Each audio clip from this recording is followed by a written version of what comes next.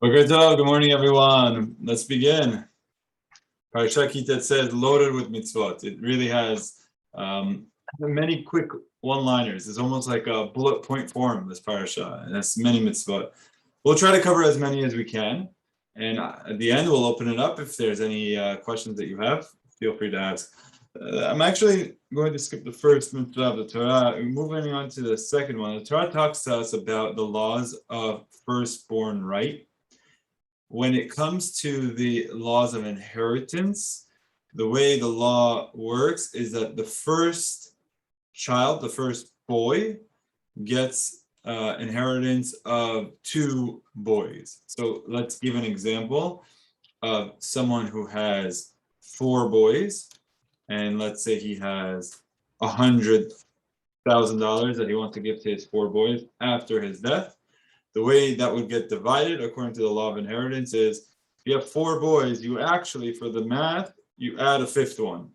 So now you have five. So that 100, you split it up into 20, 20, 20, 20, 20, and the firstborn gets two portions. So he'll get 40, and then the rest will get 20, 20, and 20, and that'll end up to the 100. You don't split it up in four ways because there's four boys. You split it up in five ways. The Bechor, the firstborn, gets double portion. Now, the Torah tells us is, let's say a man has two wives, and he loves the firstborn that he has from his second wife, but it's actually not his firstborn. Let's say he has a firstborn from one wife, and then he has another one, and he loves the second one more. If you think the example of Yaakov Avinu, which son did he love? He loved Yosef. Yosef was his firstborn from Rachel. He loved Rachel, like that was the wife that he wanted. More than Leah, and the Torah says that it doesn't matter. That's not your firstborn. Your firstborn is Reuven in this example, and so he would get the double portion. I will point out that all of these laws of inheritance apply after death. So practically speaking, let's say, for example, someone wants to split it up differently. Let's say, for example, someone says, hey, I want to split it up equally. Or let's say, for example, a man has boys and girls. According to the law of the Torah, inheritance would only go to the boys. Let's say he wants to give to his daughters also. Let's say he wants to split it up. Maybe, let's say it happens to be his firstborn is a very successful person, doesn't need money, and he says, I don't want to leave anything for that person. Are they allowed to? Is someone allowed to change the laws of inheritance? The answer is yes, but it can be done as a gift while the person is alive, but not after death. Once a person passes away, the laws of inheritance follow what the Torah says. Right? It's like that's it. It's gone to the estate, and however the Torah says it has to be split is how it gets split. However, when someone is alive, they could do whatever they want with their money, right? They could give it to any child they want. They could give it to any person they want. So there is this concept called the living will, where it's like a will. Last will and testament, where someone says how they want to give it to their children or how they want to split it up, and they specifically say in that contract that I'm giving it a moment before I pass away. And since you have that loophole, that technicality of since the gift, it's being given as a gift a moment before he passes away, it's not an inheritance, it's a gift, and therefore it's allowed. Okay, that's one thing I wanted to mention that folks should be aware of. Folks should be aware of that there are laws of inheritance, and if someone wants to go do differently than the laws of the inheritance, and they need to take action with the last will by putting a halachic will is what it's called. Okay, let's move on to the next section. The next section here, chapter 22, starts off with a mitzvah of Hashev teshivem la'achicha. The mitzvah that's from the Torah and a mitzvah lo ta'aseh of returning a lost object to one's friend. If you find an item that belongs to someone and it's identifiable, which means, let's say, for example, someone finds your wallet, and in your wallet is your name. You know, you have your license in there, or you have your ID, or for example, you find some sort of whatever it might be. Let's say, for example, it doesn't have your name, but it's clearly identifiable to you. For example, let's say someone has a pet. Like it's a dog, and it's like pretty clear that this dog is yours. There would be a mitzvah for the finder to return it to the appropriate owner.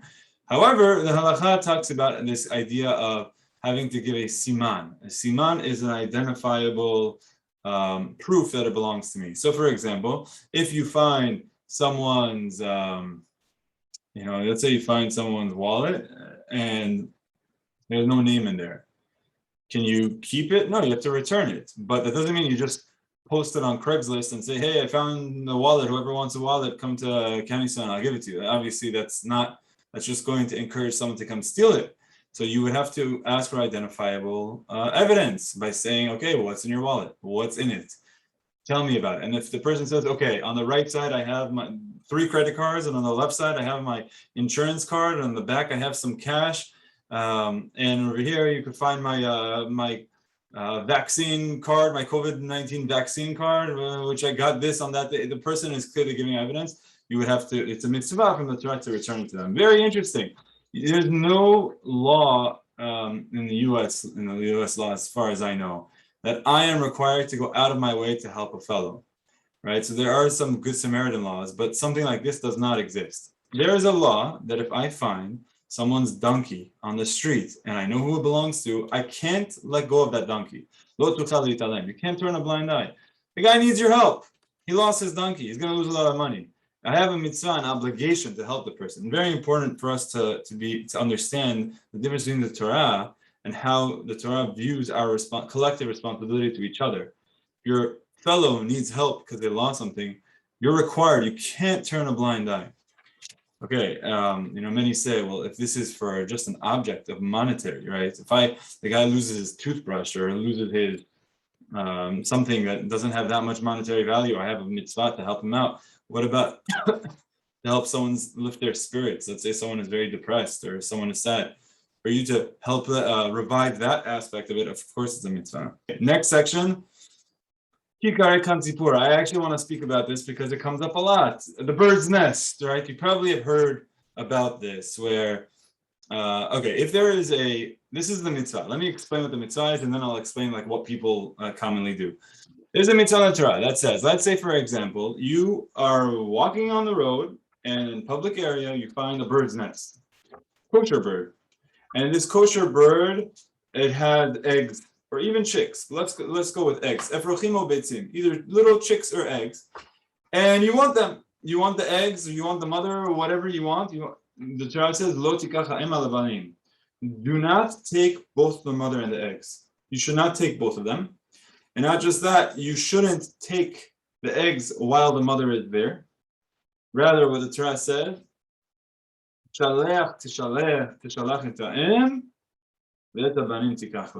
send away the mother and then take the eggs for yourself. So number one, it says don't take them all together. Don't take whole family deal. The mother with the eggs, don't.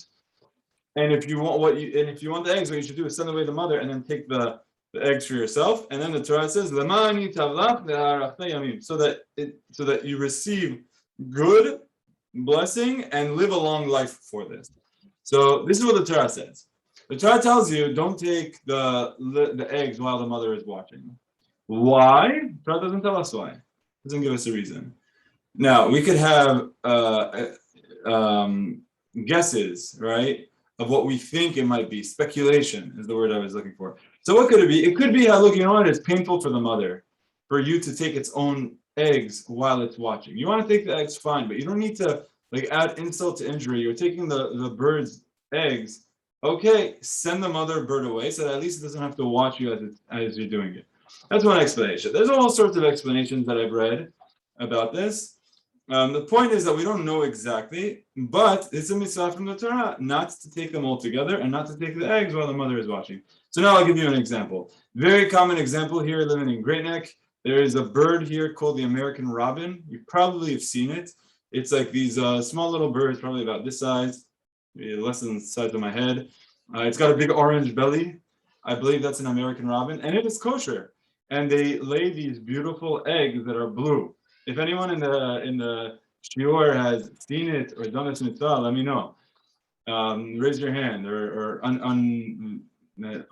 put your camera on or something. They have these little light blue eggs, and it's kosher.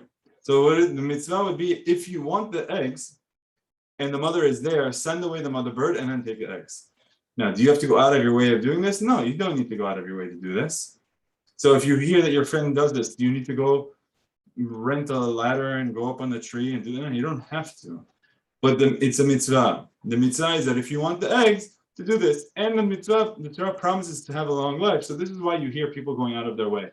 Last comment I'll say about this, from what I've heard, these small, you need to send away the mother bird, take the eggs. You don't need to keep the egg. You can put the egg back. So from what I heard, I've never done this myself. I have never done this mitzvah myself, but I've heard a lot of stories. Something like the American robin is very simple. You shoo away the mother bird, you take the eggs, you put it back, you go on your dandy way, and everyone lives happily ever after. Apparently, if you do this with a goose or geese, you should come prepared, because the mother goose is not going to let you take its eggs so easily. From what I heard, it spreads out its wingspan, starts making weird noises, and starts charging you.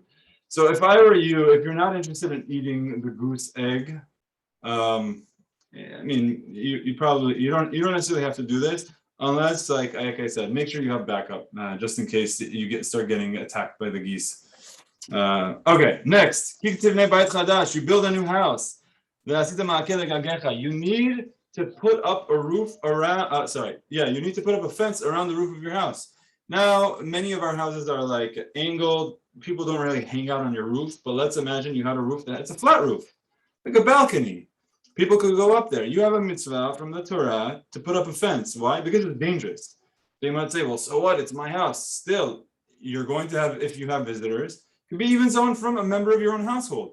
Mitzvah is don't leave dangerous situations. There are those who say that this exists really not just with the roof, but other situations also. Let's say, for example, if you have a swimming pool.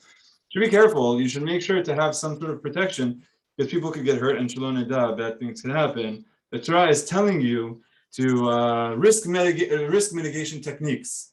Don't leave things in a risky state. If something is risky, put up a fence, protect yourself. Okay, next section of the Torah, I'll talk about two quick mitzvot here. There's so many. There's really so many. Lo tilbash shaatnez. A man or a woman should not wear shaatnez. Shaatnez is a clothing that has a mixture of wool and linen. Most clothing that you buy, let's say you buy like a t-shirt or something, is just out of cotton. It's not going to have wool or linen in there. Sometimes you'll buy like a linen shirt. It's not going to have wool. But where this comes up, from my understanding, is going to be more higher end things. Let's say a suit. Let's say someone, for example, buys a suit. Very often, the suit is made out of 100% wool. Even though it writes 100% wool, that could be like the outside, but then like in the lining of the collar, very often the lining of the collar, just to like hold it stiff, they put in a thing of linen. Someone once actually took it out of their suit and they gave it to me. I just have no idea where it is. Otherwise, I should have shown it. But it's like the collar, to keep the form so that it doesn't get deformed, they'll put linen, for example.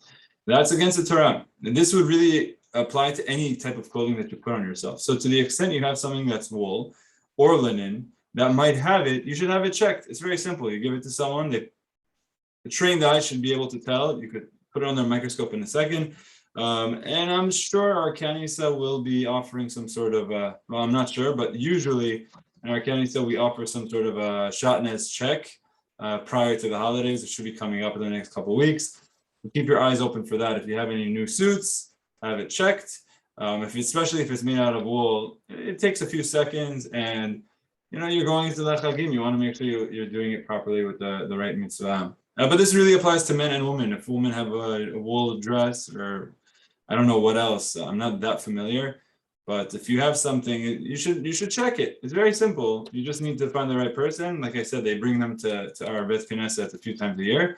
Just have it checked. That's one mitzvah. The next mitzvah, Gidelim Ta'atzalach. Torah tells us a man should wear tzitzit. If you have a four-cornered garment, you should put strings on the corners. This is a mitzvah of tzitzit. We wear a talit during tefillah, but also many people wear it we wear it underneath our shirts. Also, is a mitzvah of tzitzit. That's a mitzvah from the Torah. We make a bracha on it. Okay, I just want to keep trying to do as many. I'm going to skip this whole section here. If there's questions about it, we can come back to it. Here. Very interesting. The Torah says, when you go to war, you need to behave and you need to act properly. And if there's people that are impure, they need to get purified. The Torah tells us. There's something very interesting the Torah tells us. Let's say you have like a whole belt, and on your belt you have weapons. You have like a knife, and you have a gun. I don't know, whatever weapons they have. Here's what the Torah says: you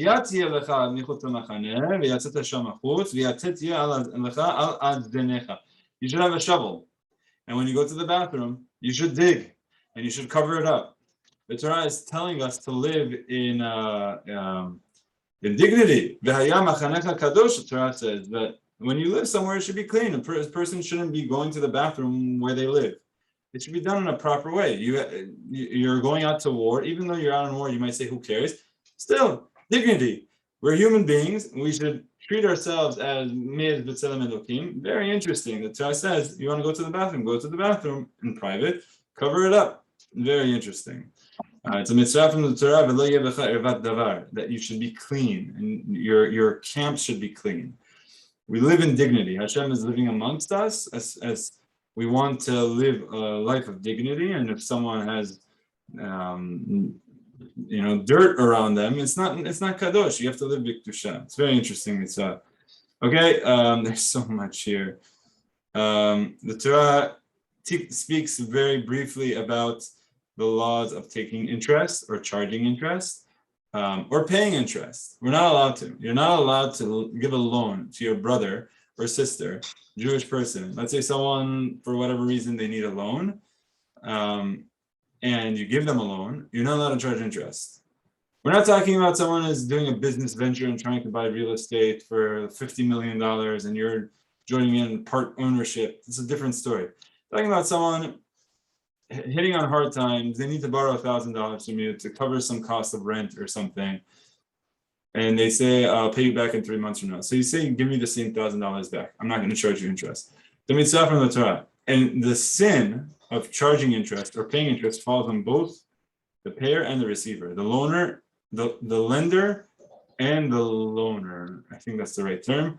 Both the person receiving the interest and paying the interest, the sin against both of them. Okay, the next section of the Torah talks about making nedarim. Keep your neder l'Adonai. When you make a neder to fulfill, to let's say for example, give charity or to give a korban, lo te'acher l'shalmo, don't delay. I don't know if we have any board members here with us. There's a very important mitzvah of when you make a pledge to give something, you make a neder to give something, you should give it. You should give it right away. We actually in my Gemara class we're studying this section at length. And one of the things that's important is that if you make a pledge to give charity to a poor person, you should give it right away. Don't delay at all, because poor people need your money. Like you made a promise, give it to them so they could use it. If you're promising to give it to an organization, you have some time, because even if the organization gets the money now, it's not like they're going to put it to use right away. However, if they come and the gabbai asks you for it, and I just got a letter from UMJCA that says, please pay your pledges before it's the holiday season is coming. So what do? You write a check and you send it. Don't delay. The Torah says, "Lo te'acher l'shalemo." Do not delay from fulfilling your vows. But the next line of the Torah tells you something very interesting. But if you never made a promise, then you won't be sinning. The Torah is telling you the tool of making a neder. Once you make the neder, you have to keep your word. But if you don't make the neder, you're not doing anything wrong. So this is where we learn the idea of using a neder, the tool of making a vow or a promise and say, I swear I will do something, or I will give a charity, or I will not have any apples, whatever term you use with your mouth. Once you say it, you have to follow it. And if you say you're going to do something, you can't delay from doing it. The definition of what it means to delay, it's let's say it's about a year. Not exactly, but let's say it's about a year. But you don't need to make a vow, and this is why if someone is going to say they'll do something, it's important to say b'li neder, and say I'll do it just without making a neder, because then you could be setting yourself up for trouble. Okay. Oh my gosh, there's so much more to go, but I see it's 11:20. How about this? Let me just say one last thing, and then we'll open it up toward the end of the Torah, to the end of the parasha, and I'll open up for questions in a moment. The Torah says, the Torah says that in your home you shouldn't have rigged measuring tools. Let's say, for example, you have a measuring tool that it says 10 ounces on it, but it's actually 11 ounces. And your goal is you're going to go buy something and you tell the person, hey, I want to pay you for 10 ounces. And he says, sure, this is how much it costs. So you scoop it up and you say, here's 10 ounces, feeling an extra ounce, right? Or the opposite. Let's say you're selling. Let's say you have an Etsy shop and you sell homegrown honey. No. Right, and you say, all right, I sell honey by 6 ounces, and really your measuring cup is only 5 ounces, and you're selling it. That's stealing. The Torah doesn't only say don't use it, but it says lo yeh bevetcha. Don't even own such a tool. Don't even bring such a rigged measuring tool in your own home, because then you'll just have temptation. Don't bring temptations into your home. Don't have the temptation sitting there and then have to fight it. Because what'll happen is, when the challenge comes, you might fail. Don't even test yourself. There's no bonus points for putting yourself in a difficult situation and having to fight it. There's no bonus points. You get bonus points for doing things properly, for not stealing, for acting properly. You don't get bonus points for having that temptation in front of your face and then beating it. All you want to do is you want to act properly, behave properly, and if getting rid of the temptations is going to help you, then that's something we should do. Okay, with that, I'll stop and I will open up for questions. And I already see the chat box is busy. Wow, okay, let's see what's going on here. 4 questions so far. All right. Do we still do these mitzvot or only when Mashiach comes? I believe this mitzvah, I think the questioner is asking about the laws of inheritance, and the answer is yes, those laws of inheritance of Yerusha apply nowadays also. So nowadays, if someone wants to go against the laws of inheritance, they can. They just need to do it through a living will, gift while the person is still alive. Next question: if a father passes away, then does the widow get anything, or is she supposed to find someone else to marry, like the story of Ruth? Yes.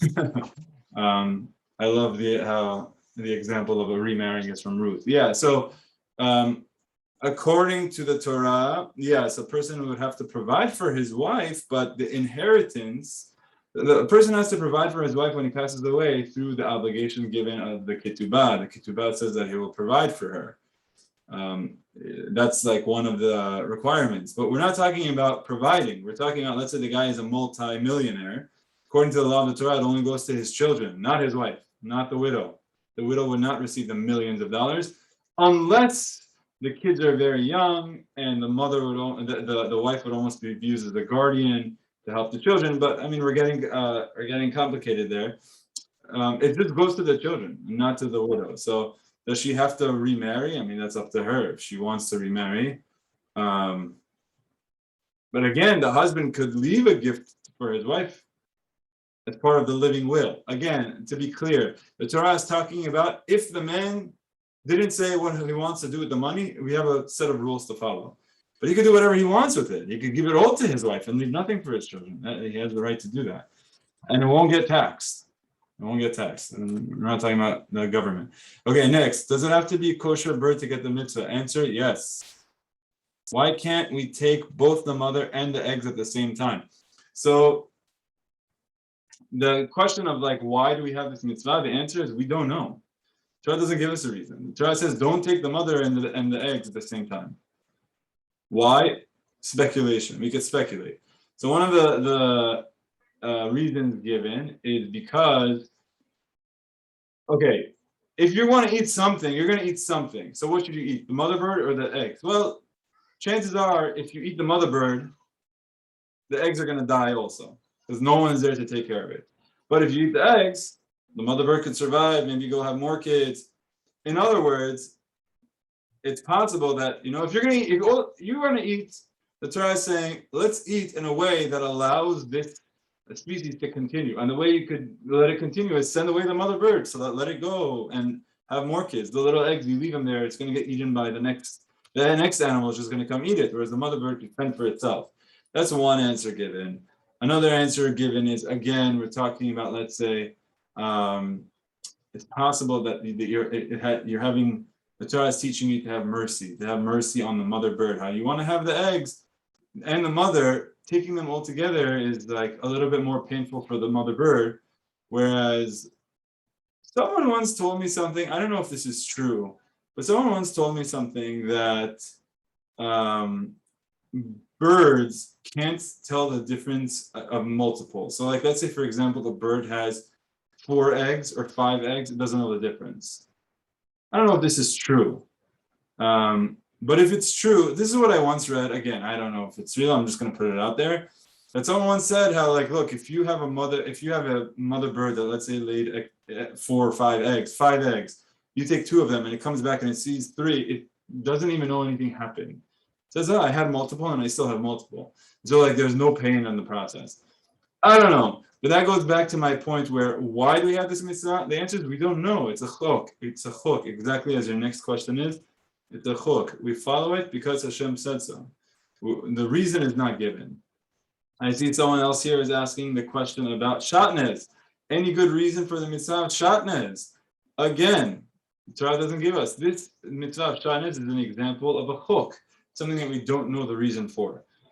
Famous explanation that some commentators explain about Shaatnez is that Shaatnez is wool and linen, and going back all the way to the second generation of walking face of earth was Adam's boys. Who was Adam Harishon and Chava? Who were their children? Their children were Cain and Hevel. Cain was a man of vegetation, of let's say linen, flax, of linen. Hevel was a man of sheep. Hevel wanted to bring his korban. Cain wanted to bring his korban. Hevel was bringing the best, choicest, fattest sheep, and Hevel was bringing like the leftovers of things that he was going to throw out anyway. So Hashem accepted Hevel's offering, not Cain's. Cain got upset and jealous, so he killed Hevel. And so, again, the Torah doesn't tell us why we don't wear Shaatnez, but one explanation given is that it's to remind us of this idea of jealousy between the 2 brothers, how there was like a separation. And what really, psychologically, what some explain is that we learn that there are times where things should be separate. For example, in the situation of Cain and Hevel, the 2 had their own ways of serving Hashem. One brought through sheep, one brought through vegetation, and one got jealous of the other, but you shouldn't get jealous because you have your own way. Symbolically, the mitzvah of Shaatnez might be teaching us the idea that different people serve Hashem in different ways, and don't get jealous of what other people do, because that's not what you do. You know, Cain was not a shepherd. He shouldn't have gotten jealous of Hevel. Instead, he had ways to improve his own ways. Instead of giving bad vegetation, give good vegetation. You don't need to be jealous of your brother. You just need to improve. So Hashem tells him, in Tetzeh, if you would improve yourself, you'd do better. Just focus on yourself. Don't focus on someone else. This is one explanation I read about Shaatnez. Okay, we'll stop there. This is really a very beautiful parasha. Be'ezrat Hashem. I hope we'll continue next week with Parashat Ki Tavo. Shavua Tov, everyone. Have a great week.